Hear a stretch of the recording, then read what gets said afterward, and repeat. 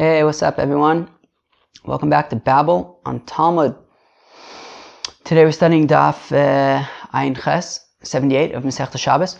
I think this is probably, like the halfway mark. You know, there are 157 Daf in Masechta Shabbos,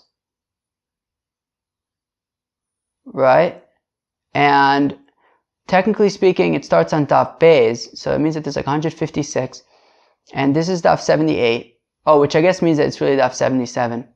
Alright, but we're pretty close, right? At least we could say that. We're around, we're hovering around the halfway mark, which is cool. Today's Daf sort of continues on sort of the, let's say, technical theme of the past few days, which is taking stuff out to Rosh Hashanah on Shabbos, and how big or small things need to be in order to be chayiv for taking things out to Rosh Hashanah. So we're going to start talking about liquids and how we determine what the minimum sizes and where we apply those minimum amounts. Kilo, are they stam, when you take them out by default, or maybe only if you showed intent that you care about them by putting them away? Continuing on that rather exciting theme. We're then going to get into a new Mishnah where we introduce more items that we can describe their sizes. And then we are going to finish up the daf talking about sizes of paper and tax receipts. So let's get started. We're going to get started on daf Ayin Ches Amud Aleph. About 6-7 lines into the page. So we said that how much water are you going to take out on Shabbos, and you'll be chayav for taking out water on Shabbos. So we said enough to sort of mix with some kind of paste and create an ointment, and then you're going to put that on an eye patch, put the eye patch on your eye.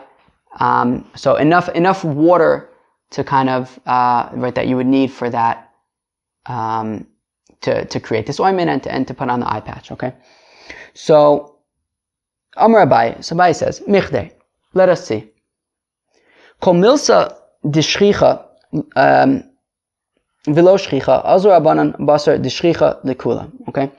If you have something that has a common use, shchicha, which means common, so you have something that has a common use, and the same thing also has uncommon uses or less common uses, so we take into account only the common use, and even if that means that we're going to end up being more lenient because of it, and we're going to give examples of what this means. And shchicha u'shchicha azul rabbanan basar d'shchicha lechumra.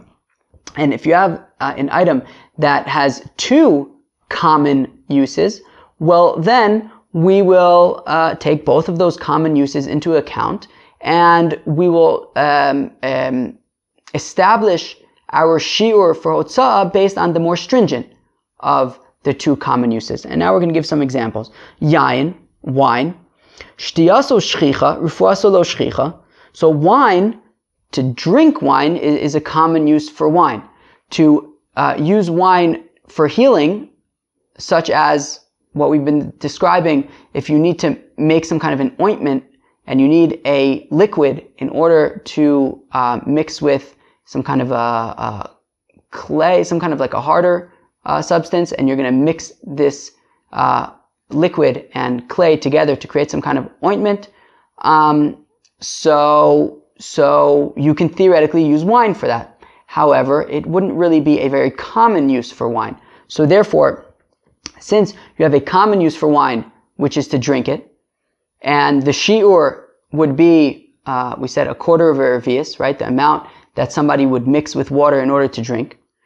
So since that is a more common use for wine, rather than the few drops that you would mix together to create this ointment, so we are going to say that the shiur for taking out wine is going to be the larger, more lenient shiur of the quarter of the revius of concentrated wine, since that is the more common use, rather than being more strict and saying it would just be, let's say, a few drops that you would mix together in creating your ointment, okay?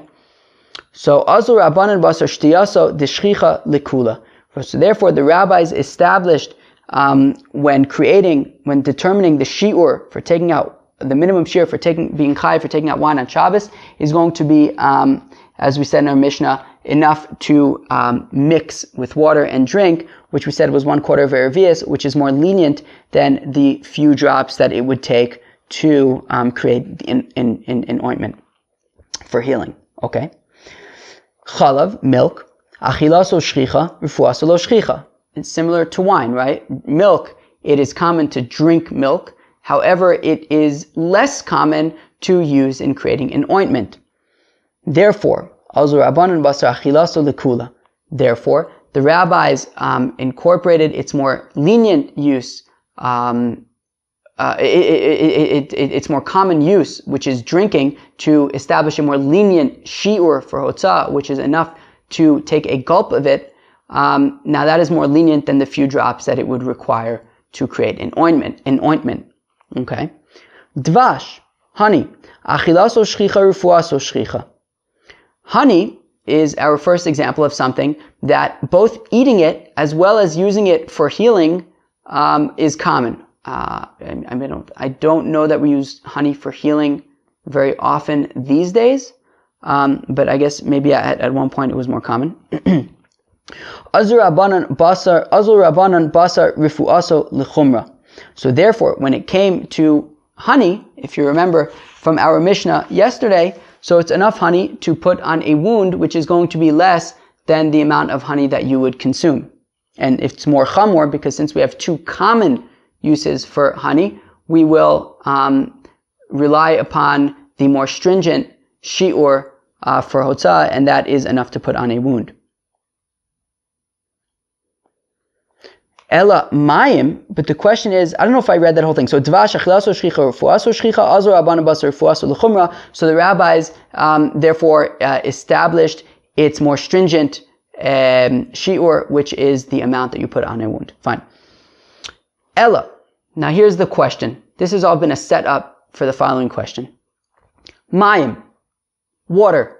New friends, if I would ask you, what is the most common use for water? And you would tell me, to drink it, I would say, I think you're right. So therefore, elamayim, michde, let's see, shtiyaso shchicha, so drinking water is common, refuaso lo shchicha. It's not very common to use water to create an ointment. It's not unheard of, but, I would say that I certainly drink water much more often than I use it to create an ointment, okay? So my time, azor abanan basar refuaso l'chumra. So how come when establishing the amount of water you'll be chayav for on Shabbos for taking out to Rosh Hashanah, how come we are saying the few drops that it would take to create an ointment, but that's not really a very common use for water? Shouldn't we go after the objectively more common use of water, which is to drink, and therefore maybe like a revius or something like that? So now we have two answers. Amar Abaye biglila shanu. Okay, so Abaye says that this is talking about in the Galil, in the Galilee. Okay, our Mishnah is referring to the people of the Galilee. Now, in the Galilee, in the Galil, they were poor. Okay, and there is no way that they would be using wine or milk, which are more expensive liquids, in creating an ointment. Okay, there's only one option, and that would be water, okay? And because, it's more common, I can't imagine it's more common than drinking water, but because, the assumption is that whenever they would make ointments in the Galil, they would be using water rather than the more expensive wine or milk options. So therefore, using water for these ointments is considered a common use, and therefore, that's why since both drinking and healing would be common uses for water, since healing is more stringent, we go based on that amount, which would be the few drops for creating the ointment for the eye patch. Rava Amar, afilu tema b'shai makomis. Rava says you can even say that it's not talking about the Galilee, it's talking about anywhere, even in wealthy areas where they might use wine or milk in creating these ointments. I assume if they needed to or whatever. Okay. Kidishmuel, however, it's like Shmuel. The Amar Shmuel, Kol shakyane masu umetalele levar mimaya de masu velo metalele. However, even let's say if you were in a very wealthy neighborhood, nonetheless, they still would prefer to use water over wine or milk. Not because they can't afford the wine or milk. However, it's because wine and milk don't do as good of a job. As Shmuel says, Kol shakyani, all of these liquids, masu, sure, they will be healing. Sure, you'll be able to create this ointment and you'll put it on your eye and you'll be able to heal. But umetalale, right? Matlala is a roof, i.e., they create a barrier around the eye, right? They're gonna like block your eye. They're gonna stick your eyes together, and you won't be able to see, right? It's not really an ideal. It doesn't make an ideal ointment. However, water heals. Will create an effective ointment, and it also won't like seal shut your eye. It won't be extremely sticky, and therefore it's the preferred liquid in creating these ointments. And according to Rava, that is why it would be considered a common use for water everywhere, and that is why when determining the shear of otzah for water on Shabbos, we will use the amount of water required to make this ointment, which is not very much water, and that is the shear for taking out water on Shabbos. Ushar kol mashkin b'revius, okay, and then we say, and all other mashkin, all other liquids would be a revius, right? Now, it doesn't really leave too many options. If we're going to assume that there are 7 types of liquids, well, I think the Mishnah already mentioned 5, so it really only leaves over like blood and dew, but okay, whatever. Tana Rabbanan, the rabbis taught, new brisa. Dam, blood, okay, v'chol minei mashkin, b'revius, okay, blood, as well as all 7 of the mashkin, would be a revius, okay? Reb Shimon ben Elazar Omer, says Reb Shimon ben Elazar, dam, kidei likachol b'ayin achas. Reb Shimon ben Elazar says that when it comes to blood, okay, the shear is enough to kind of use for like eyeshadow for one eye. Shekain kochlin levarkes, because you would put eyeshadow on, I believe, on a wart. If there's a wart on the eye, you would use eyeshadow to cover that up, and I guess that they would use blood in doing that. Okay. Umay ninu, and what kind of blood would they use for that? Dama de Tanagoles bara, the blood of a wild chicken. Reb Shimon ben Gamliel Omer, says the holy Reb Shimon ben Gamliel, dam kidei likrobo ayin achas sheken kochlin liyarod. Okay, so Reb Shimon ben Gamliel says that it's enough blood to use as eyeshadow for one eye, because you would do that if you have a cataract. Okay. Umay niu, and what kind of blood would you use? Dama de chroshtina, bat blood, B-A-T, bat blood. Okie dokie. Visimanich, and if you want to remember what kind of blood you use for what kind of like situation, so go lego bra levra, inside for inside, outside for outside, i.e. you use the blood of a bat that kind of hangs out in the city for the cataract, which is like in your eye, and you use a wild chicken, which is like outside of the city in the wild, for a wart, which is outside of the eye. Now, when do we have these shiurim that we just listed, right? That you need a revius, or, and I guess that this is tavka in the context of this brisa, so I guess that you would need a revius, but I guess for the blood, there's a machlokes of like, maybe it's enough for eyeshadow. We, of course, in our Mishnah have seen all sorts of different minimum shiurim. Bimotzi.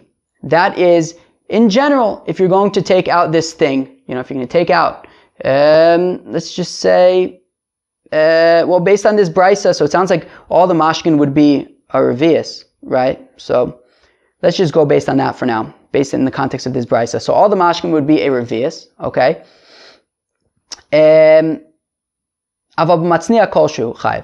However, if I specifically am putting away, so let's say less than a revius of honey, okay, so then I would be chayiv for that, since I'm showing intent that I care about it, okay? And remember, we've seen a few times already that when it comes to otzah, what's important is chashivus. If something is considered chashuv, so then you'll be chayiv for otzah. So when we say that you have to take out, at least according to this brisa, a minimum of a revius, so that would only be sort of in general. In general, if I take out honey, I would have to take out a revius, let's say. But if I specifically hide away less than a revius of honey, so then I'll be chayiv if I take that out. Okay? Reb Shimon Omer, says Reb Shimon, B'med dvar mamurim b'matzniya, aval b'motzi enu chayiv ela b'revius. Okay. So, says Reb Shimon, when do we say that, interesting, that there's a possibility even for smaller shiurim? Like in this brisa, for example, we saw that there's machlokes Reb Shimon ben Gamliel and also Reb Shimon ben Elazar about when it comes to blood. Maybe it's just enough for eyeshadow. And obviously, in our Mishnah, we saw all sorts of different shiurim, right? We saw wine would be enough just to mix with water, which we said was a quarter of a revius, right? I mean, we've been seeing all sorts of different shiurim for liquids, okay? So, according to Reb Shimon, all these different opinions regarding liquids and the minimum shiurim that might be less than a revius, that is only bimatzniya, if I put it away. If I show that I care about, let's say, wine, right? So, even though I'm showing that I care about it, still, says Reb Shimon, there's a minimum amount. And that's what we're arguing about. So when we say that wine requires a quarter of a revius, that is even if I'm putting it away and showing that I care about it. If I put away less than a quarter of a revius, well then I'm going to be pater, right? Meaning, so whereas the Tanakama just said that when we have all of these different shiurim, all of these different amounts, it's for sort of in general, right? So generally speaking, if I take out a quarter of a revius of wine, so I'll be chayiv. If I put away less than that and show that I care about less than that, well then I'll be chayiv for even less than that. According to Reb Shimon, all of these sizes are actually specifically for when I put them away. Okay? When I show that I care about it, well, there's nonetheless still a minimum amount. And let's say when it comes to wine, according to our Mishnah, that would be a quarter of a revius. Okay? Aval b'motzi eno chayiv ela b'revius. However, when just stam, if I'm just taking out wine in general, well, I would have to take out a revius of wine. Okay? Umodim chachamim Reb Shimon. Now the chachamim nonetheless agree to Reb Shimon. B'motzi shofchin l'reshus harabim sheshuran b'revius. Right? Assume that the Rabbanan that we're talking about here is probably the Rabbanan from our Mishnah. The Rabbanan who have all of these different shiurim, like for wine and for milk and for honey, all that stuff. That they nonetheless agree that if you're taking out kind of putrid waters, then their shiur would be a revius. So whereas they said in our Mishnah that the minimum amount of water that you would take out would be enough to put on like a bandage, which is a small amount, but they do agree with Reb Shimon that when it comes to putrid waters, well then it would have to be a full revius of water of putrid water in order to be chayiv. Okay, so now the Gemara asks kind of a interesting question. It seems like the Gemara is kind of only trying to confuse things for what seems like no reason, but let's see. Amar Mar. So we said earlier, B'medva mamurim b'motzi aval b'matzniya kolshu. Okay, so we said a few minutes ago, or whatever, like a minute ago, that all of these different shiurim that we have, okay, so let's just assume going back to our Mishnah, we had shiurim for water, for wine, for oil, for honey, all sorts of different shiurim, right? So we said that b'motzi, all of these different unique shiurim are for when stam, I take out some honey to reshus harabim. So we look at our chart, we say, oh, okay, what's the minimum shiur? Oh, enough to put on a cut, okay, on a wound, whatever it is. Fine. Aval b'matzniya kolshu. But if I were to put away honey and say, I care about this honey, I'm putting it away, well then even if it's just a tiny amount, even if it's less than I would put on a wound, I would be chayiv. Okay. Now the way I just explained it just now in explaining what we said, I don't know, it's kind of the way that the simple way to understand it, I think, right? That motzi means stam if you take something out, whereas matzniya means if you show intent that you care about it by putting it away. Okay? But the Gemara, for some reason, wants to bring a little bit of a more complicated situation. And it says, Now, atu matznia lav motzihu. So now, one second. When I put something away, so let's just stick to our honey example. So if I take a little bit of honey and I put it away, well, I'm not chayav for taking a little bit of honey and putting it away. Ultimately, I'm only chayav for when I then take it out to Rishus Harabim, right? So the Gemara wants to say, what really is the difference between hotza'ah and being matzniah, right? What's the difference between taking it out and putting it away? Ultimately, when you put it away, you're only going to be chayav for taking it out. So why should there be a difference?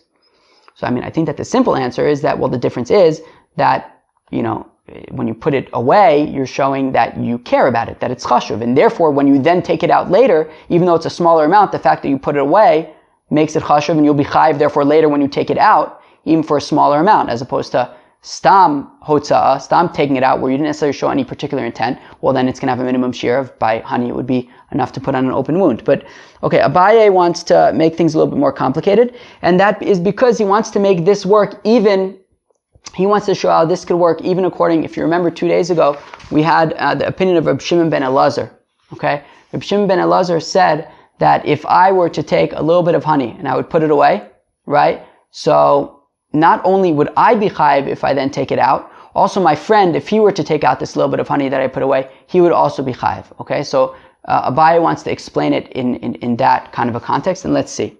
So Amar Abaye, so says Abaye, Hachav Maya Skinan, here what are we talking about? B'Talmid, a student, Sh'amar lo Rabo, that his teacher told him, Leichu fanei li hamakom l'suda. Hey, can you go and clear out this room? I want to make a big meal over there, so I don't want anything in the room. Can you just clear it out? So now the student is busy clearing out the room and taking things out to Rishus Harabim, and now it's like, wow, okay, he just took out a bunch of stuff. What's he chayav for? What's he not chayav for? So, halach ufanalo. So if he went and he cleared out the room, davar chashuv lakol chayav ilave. So if it's something that is objectively chashuv to everybody, right? Not just to his teacher, but chashuv to everybody objectively. So then it's going to be chayav based on the shiurim that we have in our Mishnah, right? So that would be the hotzah that we're talking about, that it will be chayav based on, these minimum shiurim. However, davar she'enu chashuv lakol. However, if it's something that most people don't really care about, well, at that point, then it's atzna a rabbe michayev ilave ve'ilo lo michayev. Well, if his teacher had put it away and showed that he cares about it and that it's chashuv for him, well, then whatever size it is, the student will be chayev for it. But if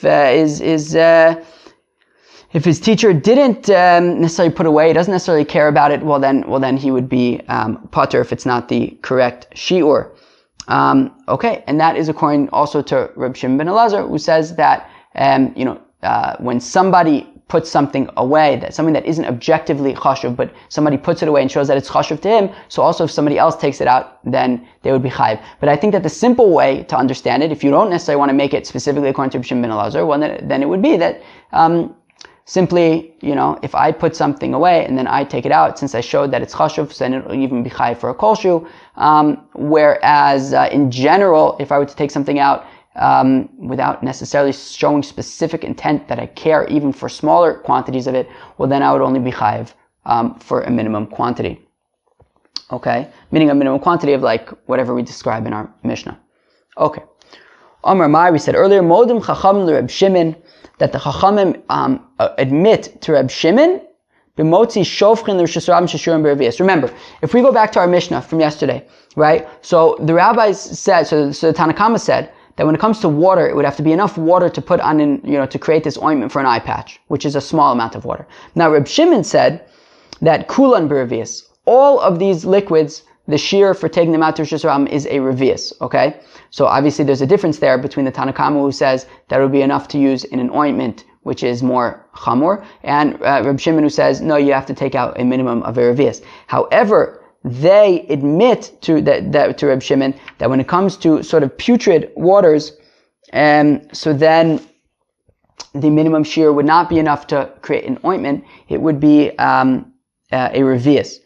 So the Gemara wants to know, Shofchin l'mai chazu, what are these putrid waters good for? Like in order for them to be chayav for Otzah on Shabbos, they have to be chashuv, they have to have some sort of significance. What is even a revius of putrid water good for?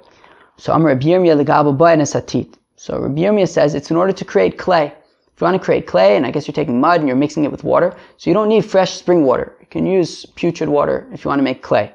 Okay? Fine. That's what it's for, and if there's a revius, you'll be chayiv. V'atane, but 1 second, we're learning a brisa.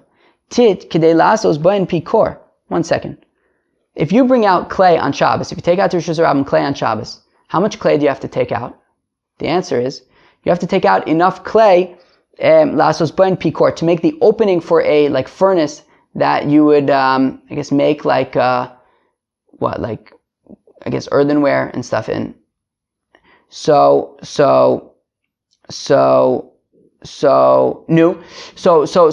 for taking out clay on Shabbos, okay, you would only be chayav.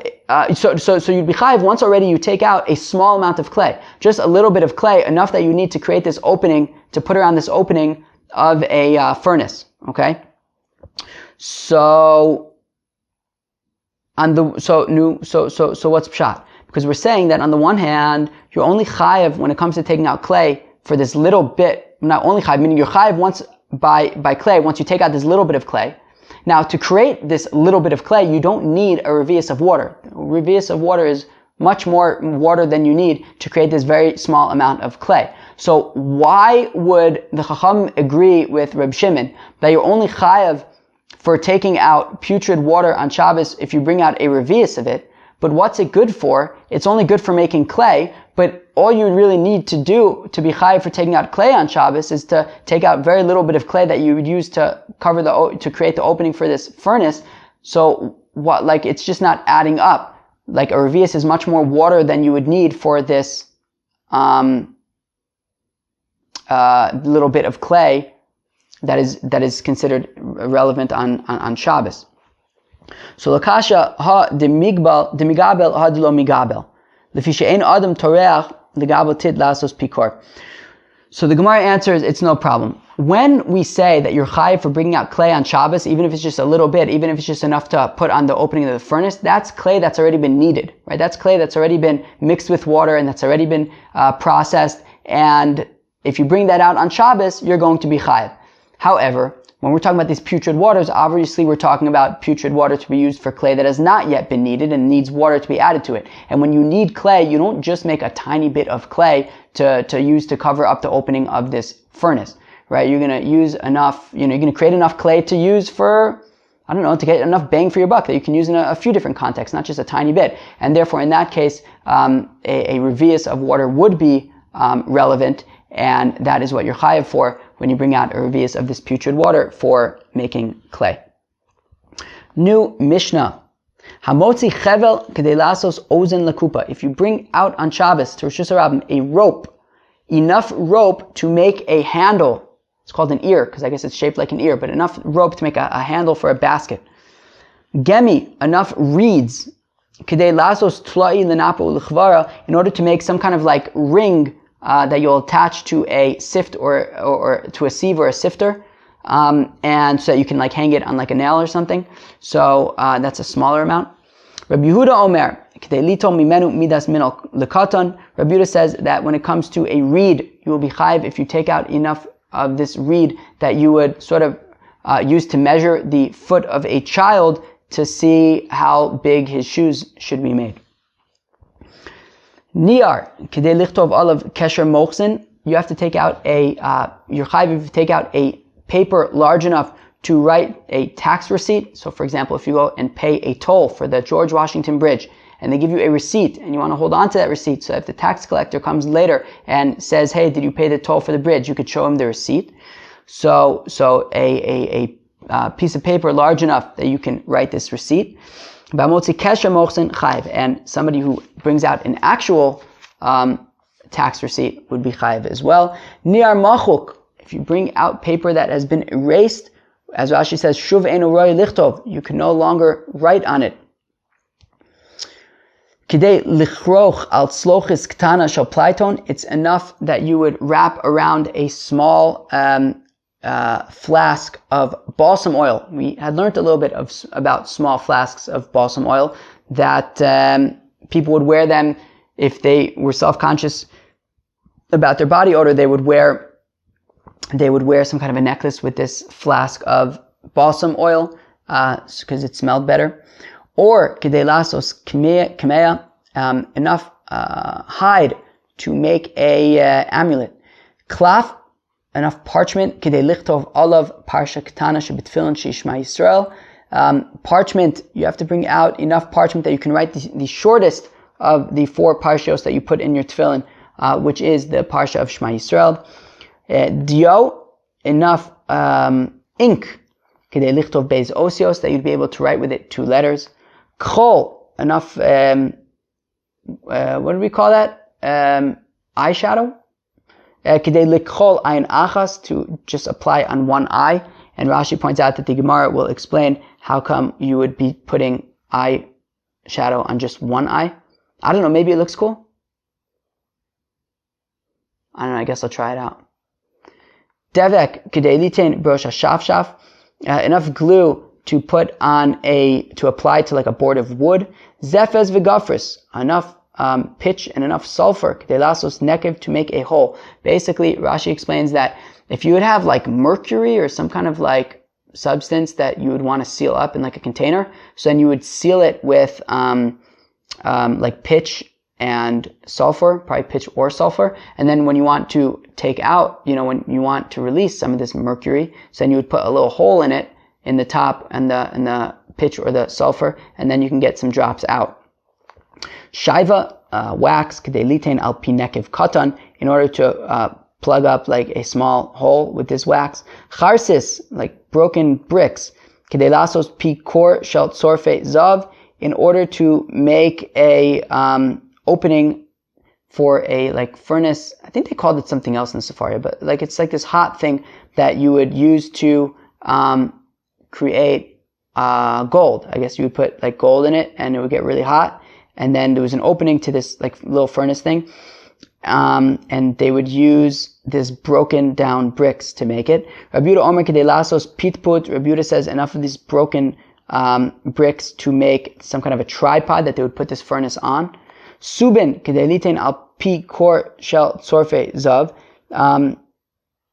So enough bran.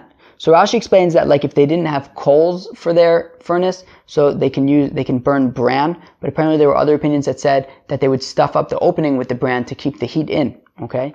Sid kedei lasu ketana shebebanos, enough lime. I think lime was used for like removing hair or something. So enough lime to remove hair on a small limb of a young girl. Rabbi Yehuda Omer kedei lasos kilkel. Rabbi Yehuda says enough lime in order to, I think it was like to stick the hairs of your temples to your forehead, something like that. I guess we'll probably have to see in the Gemara.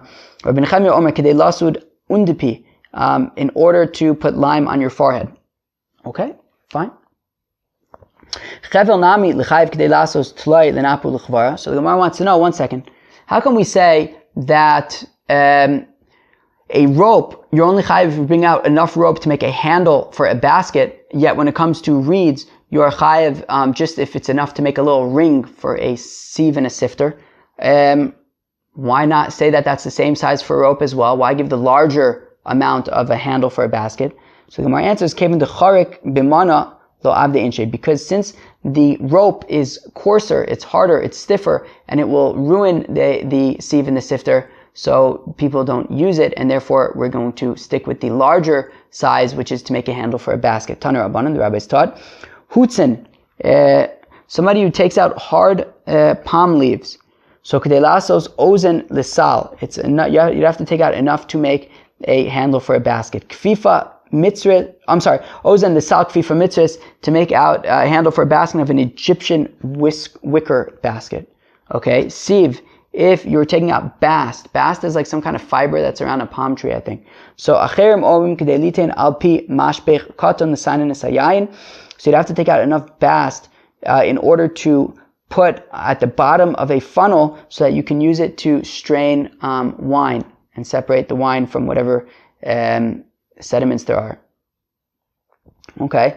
Revev, fats, kedei lasuch tachas aspagin ktana. So enough fat to that you would put under like a small cake. Okay? V'chama shiura kesela. How much of this fat would you put under a small cake? So enough for a sela, which is like a coin. V'atani could go grayers, but didn't we say that it's the size of a dried fig? Idi v'idi chad shiura. The Gemara says, well, a dried fig and a sela are the same size. And we also learned the other day that a dried fig is also the size of the mouth of a lamb. So I guess all these things have the same size. Okay? Mochin kedei lasos kaduk tana, like soft fabrics, soft like rags, enough to make a small ball. V'chama shiuro ke'egos, and how large, I guess, does this small ball have to be? The answer is, it would have to be the size of a nut. Alrighty, so the Gemara continues. Niyar, a paper. Kedei lichtov olav kesher mochsin. Okay, so we said that a paper has to be large enough to write on it a kesher mochsin. This receipt, this tax receipt. So Tana, so we learn in a brisa. Kama kesher mochsin. So shtei osios, and then in the parentheses, the goes with sunim. So basically, I think it's the Gillian. Somebody changed it to bichsav yevani. Okay, so a tax receipt is basically enough to write 2 letters in Greek writing, which are larger letters. Okay, but one second, we have a kasha. Motzi niyar chalak. Somebody who takes out a blank piece of paper on Shabbos. Okay, im yeshbo k'dei lichtov shtei osios chayav im la poter. We say if there's enough to write 2 just regular letters, so or seemingly at least regular letters, you would be chayav. And if it's not big enough to write these 2 letters, then you'd be potter. So one second. So why are we saying that you're only chayav if you take out a piece of paper, that there's enough to write this shtar mochsen, which is 2 large Greek letters, when we have another brisa that would sound like it would say you're chayav for taking out a piece of paper even if there's just 2 regular letters. So Amar Rav Sheishes, my shtei osios shel kesher mochsen. So Rav Sheishes says, well, no, just simply explain that second brisa that says 2 letters to be talking about 2 Greek large tax collector letters. Okay. Rava Amar, shtei osios didan. Rava says no. That second brisa is actually just talking about regular old letters, our letters, smaller letters. Uveis achiza tainu kesher mochsen. However, it's our 2 letters plus a margin on the paper. There is a blank margin on the paper. And when you take our 2 letters plus the margin surrounding them, that is the equivalent of a tax receipt which has these 2 larger letters, but there is no margin on that paper. Meisve we have a kasha on Rava. Hamotzi niyar machuk ushtar parua. If somebody on Shabbos takes out an erased piece of paper, okay, or a document, right, a document from a loan that has already been paid back. So it's basically useless. But both of these cases are useless. You can't really write them. Now, also on both of these documents, there is a margin so on the erased paper, there's a margin that has not been erased, so you can theoretically write in it. And on the loan document, there's also a margin. Now, so yesh beloven shelo k'dei lichtov shtei osios. So the brisa says that if in the margin of these documents there is enough room to write 2 letters, or if these papers are large enough that you can wrap around a small flask of balsam oil, chayev. So in either of those things, either there's enough to write 2 letters in the margin, or that it's large enough that you can wrap around a small flask of balsam oil, you will be chayev. Okay? Vimla potter. And if it's not large enough for any of these 2 things, so then you're going to be potter. Nu bishlam Rav Sheishes. So I understand Rav Sheishes. How come? To Amar my shtei osios shel kesher mochsin shapir. Right? That Rav Sheishes says we're talking about simply 2 large letters. So what the brisa is saying is that on either the erased paper or on this used loan document, there is enough empty space in the margins to write 2 large Greek letters. So then you will be chayiv for taking out the paper on Shabbos. If there is not enough white space, then you will be potter. Okay. Ela l'Rava, but according to Rava, the Amar shtei osios didan uveis achiza tainu kesher mochsin. But according to Rava, who says that when we're talking about 2 letters, just talking about 2 regular old letters.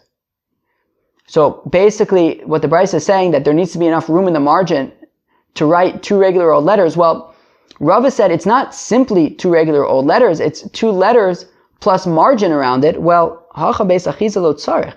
But over here, you don't really need a margin around the paper. around the letters, right? Meaning, Rava wanted to say that in general, whenever you write two regular letters, so you'll have some margin around it so you can hold the piece of paper. When it comes to a tax receipt, you don't necessarily need to hold it. You just kind of put it in your hand and extend your hand and show it, right? You don't need a margin. However, we're saying over here that if you take out an erased piece of paper or a loan document that has already been used, right? So we say as long as there is enough white space in the margin that you can write two letters. Now, according to Rava, where he said that two letters is two letters plus margin, why would you need margin when you're writing, let's say, in the margins of an erased piece of paper or a useless, already paid loan document? Just hold the thing by the erased part, or just hold the thing by the writing of this useless, already paid loan document. You don't need extra margin over here. So therefore, how would Rava explain this brisa, which says that you're going to be chayav, as long as there's enough room to write two letters? According to him, it would be two letters plus margin. You don't need margin on these documents. So kasha, let's talk kasha on Rava. Okay, Seder. Tana Rabbanan, the rabbis taught, hamotzi kesher mochsin, somebody who takes out a tax receipt. So ad shelo er lemoches chayv. So as long as he hasn't yet showed it to any tax collector to prove that he's already paid the tax, well then it'll be chayv if he takes it out on Shabbos because it's chashuv, it's important. He's going to need it for later to be able to prove that he paid the tax. However, is potter. But once he's already showed it to the tax collector and showed that he's paid his tax already, well then he doesn't need it anymore. It's pointless, and therefore he should be potter for going out with it on Shabbos because it's not chashuv. So Rabbi Yehuda says that no, even once he has showed it to the tax collector and showed that he's paid the tax, he still needs it. He still needs it for some reason. So my binayu, what's the nafkamina? How come Rabbi Yehuda says that he still needs it after he showed it to the tax collector, and Tanna Kama says he doesn't? So Abai says the nafkamina is the rehite mochsa. Rehite mochsa are these tax runners, these people who would basically make sure that you're paying your tax. They would just show up randomly at your front door and say, "Hey, prove to me that you paid tax." And if you can't prove that you paid the tax, then you got to schlep back to wherever the tax collector is, and he'll go through the records and make sure that you in fact paid the tax. It's a headache. So now, it's not the end of the world, but it is a headache. So the Chacham says we're not really worried about that headache. People don't necessarily care to keep their documents, in order to avoid this headache. They just say, look, hopefully it won't happen. If it does happen, I'll schlep out to the main tax building and we'll sort it out. Whereas Rabbi Yehuda says, no, people do care because they want to avoid the headache of having to prove that they paid the tax, so they're going to hold on to it, and therefore it remains significant even once it's been showed to the tax collector. Rava Amar, Mochis Gadol, Mochis Katan Benayu. Rava says the nafkamina is when there is a sort of a more senior tax collector and a more junior tax collector, right? And you've already showed the tax document to the more senior tax collector, but the more junior one might ask for you later. According to Tanna Kama, that's not really a concern. According to Rabbi Yehuda, it is a concern, and therefore that makes this already showed tax document relevant. Rav Ashi Amar, Chad Moches Benayu. Rav Ashi says, no, really we're just talking about one tax collector. Mipnei shetzarich lo laharos lemoches sheni de'amale chazi gaveh demoches ana. So Rav Ashi says, it's talking about where there's only one tax collector, and he's already showed the receipt to that one tax collector. So then why is he holding on to it? Because maybe at some later point, he's going to come across some other tax collector, and he's going to want to prove that he is such a good taxpayer that even look at all of these receipts that I've paid in tax. He's going to want to show that he's such a good citizen, and that's why he's going to hold on to it. And because he cares enough to hold on to it, he's going to be chayiv if he takes him out on Shabbos, and we're going to hold it there. Now that was Daf Ayin Ches. So let us recap. So we started talking about, at the beginning of the Daf, we started with discussing how we determine what's considered important for liquids. And we said, well, if there's a common use and an uncommon use, we'll go based on the common use for that liquid. If there are multiple common uses for that liquid, we'll go based on the more stringent. And that is, alas, how we get to water. Water, obviously, the most common use for water is drinking. However, there's a secondary use, which is to create ointments. The question is, why would we go after the secondary use for ointments if the primary use is for drinking? So Abai says, well, our Mishnah is talking about in the Galilee, where the only liquid that they were used for ointments is water, because everything else was too expensive and they were poor. So therefore, that's why, it's considered a relevant use for water, and we go based on the use in ointments, which is a smaller amount. Rava says that it could actually be talking about anywhere. But even in places where they can afford to theoretically use wine or milk in these ointments, they wouldn't want to because it's going to keep your eyes shut, and that's not ideal in an ointment for your eye. So therefore, even so, you're going to use water, which makes it an actual real use for water. That's why we are using that small amount of the water that you would use for the ointment, that you would be chayiv for taking it out on Shabbos. Now, where do we actually apply all these minimum amounts that we're talking in the Mishnah, right? For honey and for oil and all sorts of stuff like that. So the Chachamim say that these minimum amounts are just for taking out these oils, these liquids in general, right? If I want to take out this liquid, well, based on these minimum amounts, that's if I'll be chayiv or not. However, if smaller than these amounts you stash away, well, then even if it's a tiny amount, you're going to be chayiv if you then later take it out. Whereas Reb Shimon says, no, these minimum amounts are actually for if you stash them away, right? If you care enough to put them away, well, then even so, it will only be relevant if it's at least these minimum amounts. Whereas just in general, if you just pick up some liquids and take them outside, it'll be a revius. Okay? We got to a new Mishnah where we started talking about sizes of all sorts of new things like ropes and papers and all sorts of things.